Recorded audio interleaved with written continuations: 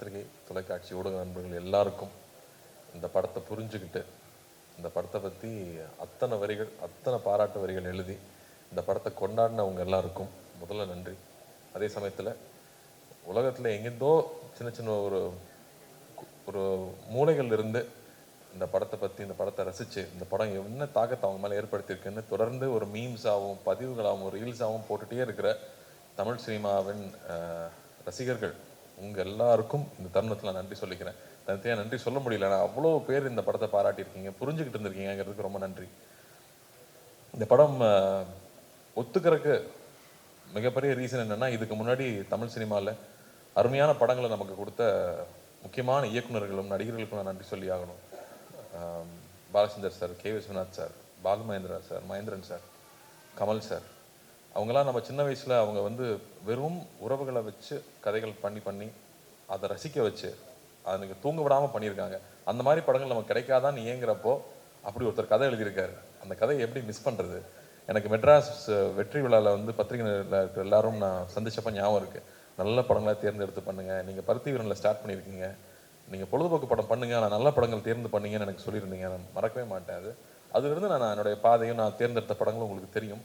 இந்த படம் வரும்போதும் இந்த படம் பண்ண வேண்டிய படம் இது வந்து இந்த படம் எவ்வளோ ஒரு உரையாடல்களை உருவாக்கியிருக்கு, எத்தனை பேர் ரிஃப்ளெக்ட் பண்ண வச்சிருக்கு. ஒரு கலைப்படைப்புக்கும் நல்ல கலைப்படைப்புக்கும் முதல் விஷயமே இந்த உரையாடலை ஏற்படுத்துறது, ஒரு விவாதத்தை ஏற்படுத்துறது தான். அப்படி அவ்வளோ விஷயங்களை வந்து இந்த படம் பேச வச்சிருக்குங்கிறதுக்கு இந்த படத்துடைய வெற்றிக்கு ஒரு மிகப்பெரிய முக்கியமான ரீசன். அப்படி சினிமாங்கிறது பொழுதுபோக்கு மட்டும் இல்லை, எல்லா கலை அம்சத்தையும் சேர்ந்த ஒரு கலைப்படைப்புன்னு காமிச்சிக்கிறதுக்கு எப்பாதான் நல்ல படங்கள் அமையும். அப்படி ஒரு படமாக தான் நான் பார்க்குறேன். அதே சமயத்தில் இன்னைக்கு ஒரு 30லேருந்து அபவ் இருக்கிறவங்க, வாழ்க்கையில் கொஞ்சமாவது கஷ்டத்தை பார்த்தவங்க, அவங்க எல்லாருக்கும் இந்த படம் நிச்சயம் புரியும்னு நம்பினேன். அண்டு இன்னைக்கு இருக்கிற ஒரு மன ஓட்டம் இருக்கு இல்லையா, ஒரு செகண்ட் வேர்ல்டு வாருக்கு அப்புறமா ஒரு சமுதாயம் வளர்ந்துருக்கும், அவங்களோட எண்ண ஓட்டங்கள் வேறையா இருந்திருக்கும். அதுக்கப்புறமா இருந்தவங்களோட எண்ண ஓட்டங்கள் இருக்குல்ல, நம்ம வந்து ஒரு தொழிலுக்காக வந்து சிட்டிக்கு வந்துட்டோம், அதுக்கப்புறம் பார்த்தா சொந்தங்களை விட்டு போயிடுறோம், நம்மளுடைய கலாச்சாரத்தை விட்டு போயிடுறோம், நம்மளுடைய சரித்திரத்தை மறந்துடுறோம் அப்படின்னு நிறையா விஷயங்கள் நம்ம மனசில் ரொம்ப ஆழமாக ஓடிக்கிட்டு இருக்கும். அது எல்லாத்தையும் எடுத்து கண்ணு முன்னாடி நிற்க வச்ச மாதிரி இந்த கதை இருந்துச்சு. அப்போ இந்த கதையை பண்ணிடணும் அப்படின்னு தோணுச்சு. அதே ரியாக்ஷன் எல்லாருக்கிட்டையும் இருக்குங்கிறத எனக்கு ரொம்ப சந்தோஷமா இருக்கு. அது சொன்னது, அன்பை விதைச்சிட்டோம்னா போதும்னு, அன்பு எல்லாருக்குள்ளேயும் இருக்கு, அதை வெளில கொண்டு வந்தா போதும். இது ஒரு ஃபேஷனபிளான விஷயம் கிடையாது. இன்னைக்கு வந்து கான்ட்ரவர்சி தான் எல்லாரும் அதிகமாக பார்ப்பாங்கன்னு கான்ட்ரவர்சி பண்ணி போயிட்டு இருந்தாலும், முன்ன பின்ன தெரியாத ஒருத்தருக்கு ஒரு செஞ்ச உதவி ஒரு சின்ன வீடியோவாக வந்து அதனோட வியூஸ் தான் இங்கே ரொம்ப அதிகமாக இருக்கு. ஸோ அதை எடுத்துட்டு வந்து ஒரு கதையாக எழுதியிருக்காரு. அதை எப்படியாவது பண்ணிடணும்னு ஆசைப்பட்டோம். அப்போ 2D கிட்ட கொண்டு போய் கொடுத்தோம்னா தான் இந்த முழுமையாக எந்த ஒரு டிஸ்டர்பன்ஸ் இல்லாமல் அழகாக வந்து சேரும்னு நம்பணும். அதுக்கேற்ற மாதிரி வந்து ராஜாக்கும் Karthiyanan team managers Senthil sir இவங்க எல்லாருக்கும் வந்து பெரிய நன்றி சொல்லணும். ஏன்னா அப்படி கவனிச்சுட்டாங்க. எல்லாமே நைட் ஷூட்டு கூடயே இருந்து எந்த ஒரு இடையூறும் இல்லாமல் அந்த ஷூட்டிங் கண்டினியூஸாக வந்து முடிஞ்சதுக்கு அந்த ப்ரொடக்ஷனுக்கு ஒரு பெரிய நன்றி சொல்லணும். அதுக்கப்புறம் வந்து ஒவ்வொரு டெக்னீஷியன்ஸும் 96ங்கிற ஒரு படத்தில் ஏற்கனவே எல்லாருமே ப்ரூவ் பண்ணிட்டாங்க, எல்லாரும் அவங்களோட ரசிகர்களாக இருக்கிறோம். ஆனால் திரும்ப அதே டீம் இன்னொரு படம் எடுக்கிறாங்கன்றப்போ அவங்க எல்லாரும் ஒரு குடும்பமாக உட்காந்து அதை ஓனர்ஷிப் எடுத்துக்கிட்டு ஒவ்வொரு டிபார்ட்மெண்ட்டும், நான் ஒவ்வொரு டிபார்ட்மெண்ட்டாக சொல்லணும்னா எடிட்டிங் எடுத்துட்டோம்னா எங்கே எடிட் பண்ணியிருக்காங்கன்னே தெரியாத அளவுக்கு அவ்வளோ ஸ்மூத்தாக கொண்டு போகிறது வந்து அவ்வளோ ஈஸியாக இல்லை. அந்த உரையாடலுக்கும் கற்பனைகளாக இருக்கிற அந்த பழைய கால காட்சிகளுக்கும் ஜம்பே இல்லாமல் அவ்வளோ ஸ்மூத்தாக கொண்டு போனது கோவிந்த் வசந்தாவோட இசை. மாடை பார்க்கும்போது அது என்னமோ ஒரு தெய்வம் மாதிரி தெரியுது நம்ம கண்ணுக்கு. ஒரு சைக்கிள் பார்க்குறப்போ அது விலை மதிப்பில்லாத ஒரு பழைய சைக்கிளுக்கு வந்து அவ்வளோ ஒரு வேல்யூ இருக்குங்கிறது. என் கசன் சொல்கிறான், அந்த படம் பார்த்துட்டு ஒரே ஒரு நாள் அண்ணா கூப்பிட்டு நீ வந்துடுற நான் பார்த்துக்கலான்னு சொன்னார். நான் ரியலைஸ் பண்ணதே இல்லை அந்த மோமெண்ட்டை, எப்போ என் வாழ்க்கை மாறிச்சுன்னு நான் ரியலைஸ் பண்ணவே இல்லை. ஆனால் அந்த ஒரு ஃபோன் கால் என் வாழ்க்கையை மாற்றுச்சு. அப்படி நம்ம யாருக்குமே நம்மளை அறியாமல் பண்ண உதவி அவங்க லைஃபே மாற்ற முடியும்னு சொன்னால் அப்போ தெரிஞ்சு எவ்வளோ உதவி பண்ணலாம் அப்படின்னு அவனுக்கு அவ்வளோ மைண்டில் ஓடிட்டே இருந்துச்சுன்னு சொல்கிறான். அப்படி எல்லாருடைய மனசாட்சியா எல்லாரையுமே வந்து இந்த படம் கேள்வி கேட்க வச்சுட்டு இருக்குன்னா அதுக்கு அந்த இசை கொடுக்குற வேல்யூ இருக்கு இல்லையா, அது அவ்வளோ முக்கியமாக நான் பார்த்தேன். கேமரா ஒர்க்கா வந்து மகி எப்போ வேலை செஞ்சாப்புலன்னே தெரில, தள்ளி தான் இருப்பாப்புல, கிட்டே வரமாட்டாங்க. ஒரு கிட்ட வந்து கேமரா வச்சு இது சினிமான்னு காமிக்கிற மாதிரி ஒரு காட்சி கூட இல்லை, எல்லா இடத்துலையும் தள்ளி இருப்பாங்க. ஏன் பிரதர் இந்த படத்தில் இந்த ட்ராலி ஷாட்டு இந்த ஜிம்மி ஜிப்பு இதெல்லாம் யூஸ் பண்ணவே மாட்டீங்களா அப்படின்னு கேட்டேன். எந்த இடத்துலையும் சினிமான்னு தெரிஞ்சிடக்கூடாதுங்கிறதுக்காக கேமரா தள்ளியே இருக்கும், எங்ககிட்டயே வந்ததே இல்லை. ஒரு நாள் கூட நானும் சாரும் நடிக்கிறப்போ நாங்கள் வந்து நடிச்சிட்டு இருக்கோங்கிற உணர்வே இல்லை. நாங்கள் 2 பேர் பேசிகிட்டு இருக்கோம், ரொம்ப நெருக்கமானவங்ககிட்ட இருக்கிற தான் வந்து நம்மளோட எல்லா விஷயங்களும் பகிர்ந்துக்குவோம். அப்படி எல்லா விஷயம் பகிர்ந்துக்கிறதுக்கான ஒரு ஆப்பர்ச்சுனிட்டி வந்து அந்த கதையில் இருந்திருந்தாலும் அதுக்கான சூழலை வந்து அவ்வளோ ஏற்படுத்தி கொடுத்துருந்தாங்க. லைவ் சவுண்டாக இருக்கிறனால எல்லாரும் பின் ட்ராப் சைலன்ஸில் இருப்பாங்க.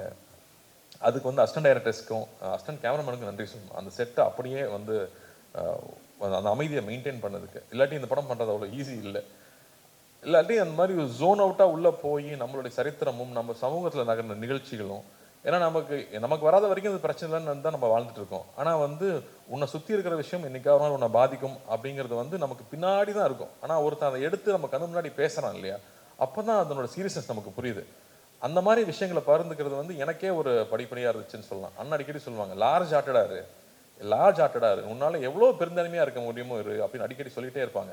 அப்படி பெருந்தன்மையாக இருந்தால் தான் சில முடிவுகள் எடுக்க முடியும், சில தருணங்களில் முக்கியமான முடிவுகள் எடுக்க முடியும்.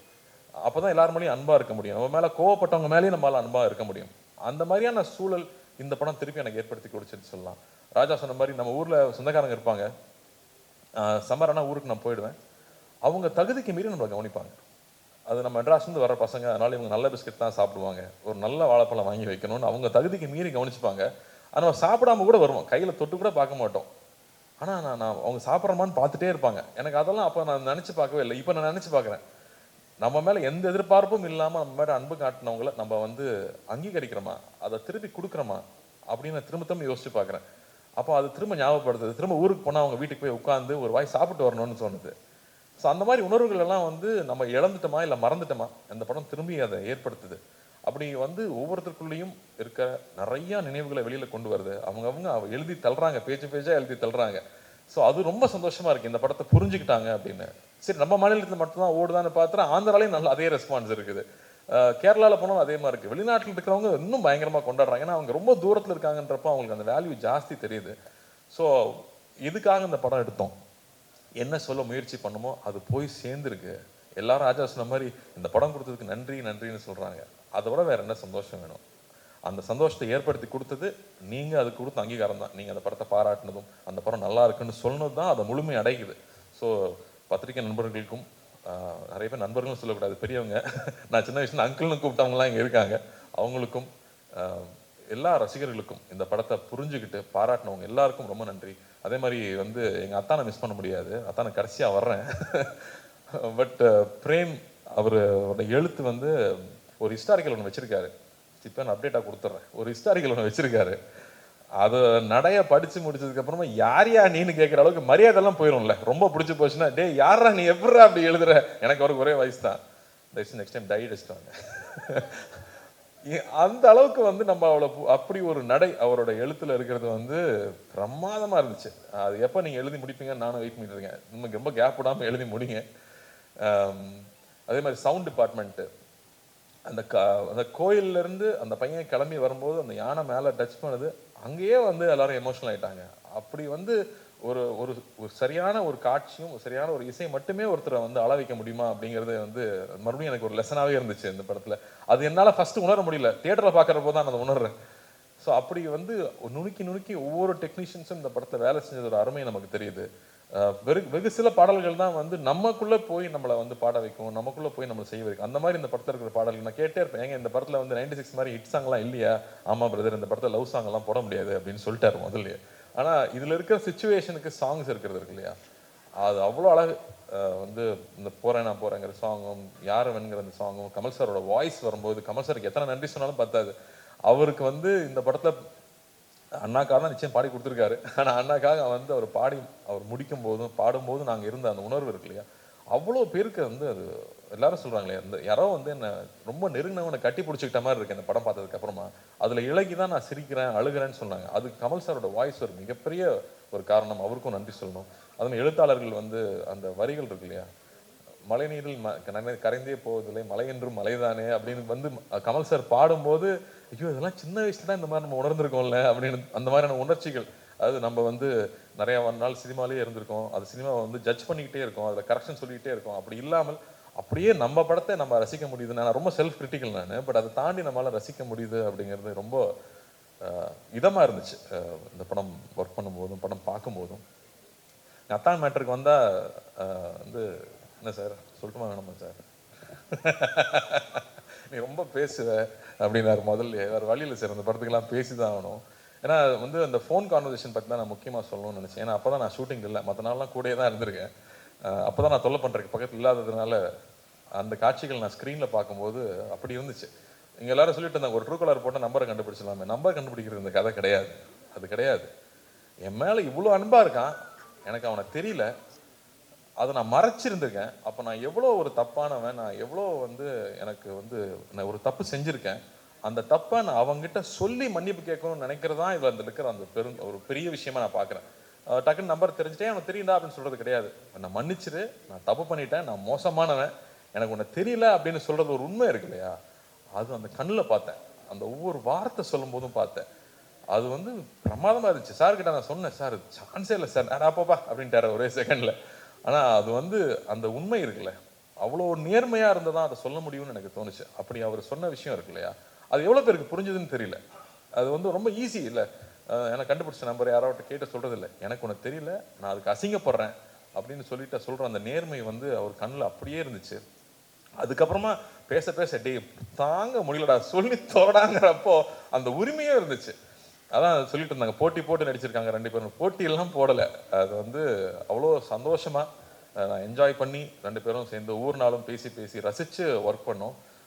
ஸோ வந்து அதுக்கு சாருக்கெலாம் தேங்க்லாம் சொல்லிட முடியாது, அடிக்கடி போய் தொலை பண்ணிகிட்டே தான் இருப்போம் நாங்கள் தொடர்ந்து.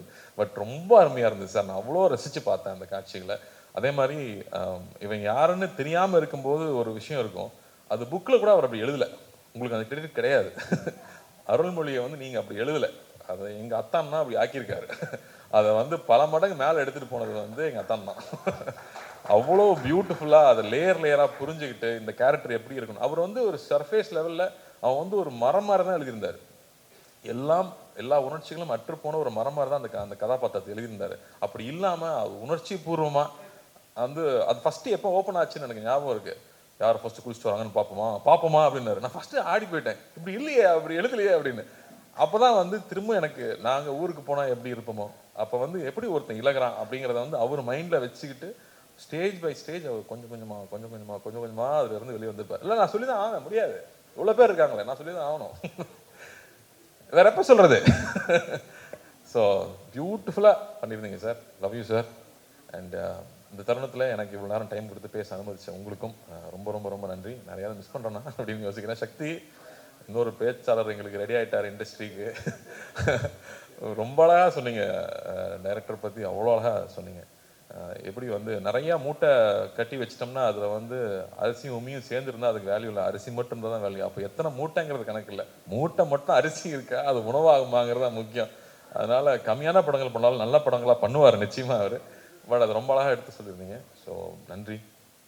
அண்ட் அனைவருக்கும், அசிஸ்டன்ட் டைரக்டர்ஸ்க்கு, படத்தை வேலை செஞ்ச அனைவருக்கும், அந்த மாடுலேருந்து அந்த பாம்புலேருந்து அந்த சைக்கிள்லேருந்து அந்த செருப்பு வரைக்கும் நன்றி நன்றி நன்றி. இந்த ஒரு சந்தோஷத்தை கொடுத்ததுக்கு, இந்த பெருமையை கொடுத்ததுக்கு மறுபடியும் அண்ணாவுக்கும் நான் நன்றி சொல்லிக்கிறேன். அடிக்கடி வந்து அதான் சொல்லிகிட்டே இருப்பாங்க, இந்த படத்தை பற்றி இந்த மாதிரி திரும்ப அடிக்கடி படம் பண்ண முடியாது, ஃபர்ஸ்ட் பி ப்ரௌட் அப்படின்னு சொல்லிட்டே இருந்தாங்க.